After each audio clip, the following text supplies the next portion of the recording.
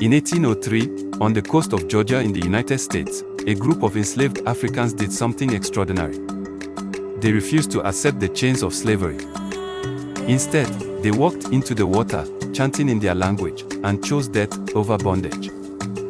This is the story of the Igbo Landing, one of the most powerful acts of spiritual and physical resistance in African diaspora history. The Igbo people, from present-day southeastern Nigeria, were known for their fierce independence, community governance, and strong spiritual beliefs. Even among African ethnic groups during the transatlantic slave trade, the Igbo were known for resisting enslavement.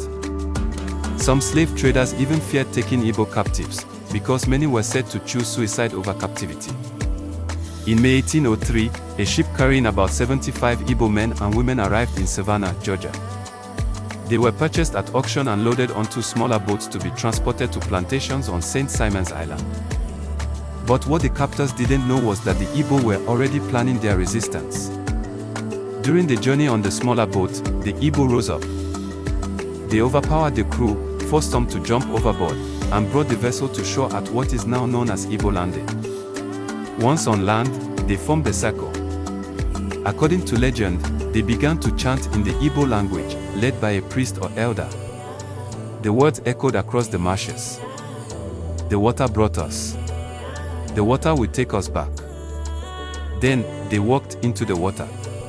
Together. Local slave owners and newspapers tried to suppress the story. Some claimed the Africans drowned accidentally. Others tried to erase the incident altogether. But the Gullah Geechee people, descendants of enslaved West Africans in the Low Country, passed the story down for generations. To this day, the spirit of the Igbo Landing is honored in folklore, song, and black consciousness.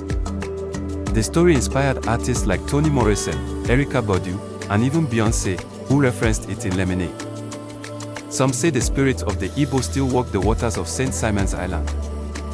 Others say they never drowned at all, that they rose into the sky and flew back to Africa. Igbo Landing is more than a legend. It's a declaration that our ancestors were never passive victims. They resisted. They fought. And when they couldn't fight, they refused to be broken. This is Echoes of Africa.